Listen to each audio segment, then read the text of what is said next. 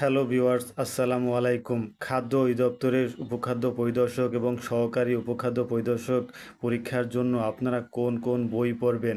এই দুটি পদে সাধারণত 4টি বিষয়ের উপরে প্রশ্ন হয়ে থাকে: বাংলা, গণিত, ইংরেজি এবং সাধারণ জ্ঞান।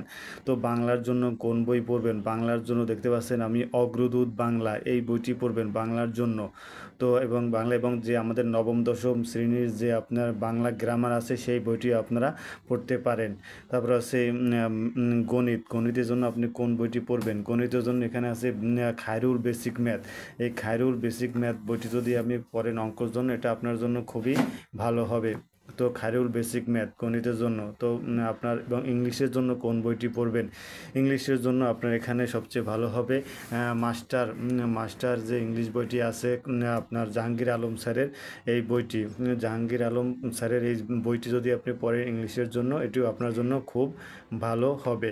তো এখন আরেকটি সাধারণ জ্ঞানের জন্য আপনি কোন বইটি পড়বেন? সাধারণ জ্ঞানের জন্য নির্দিষ্ট কোনো বই পড়ার দরকার নেই। সাধারণ জ্ঞানের জন্য আপনি একটি জব সলিউশন থেকে যে কোনো একটি জব সলিউশন থেকে যে প্রশ্ন, বিগত বছরে যে সাধারণ জ্ঞান বিষয়ের উপরে যে প্রশ্ন আছে সেটা যদি আপনি পড়েন, যেমন জব সলিউশন, ফিনোমসের যে জব সলিউশন আছে এটা বিষয়ভিত্তিক।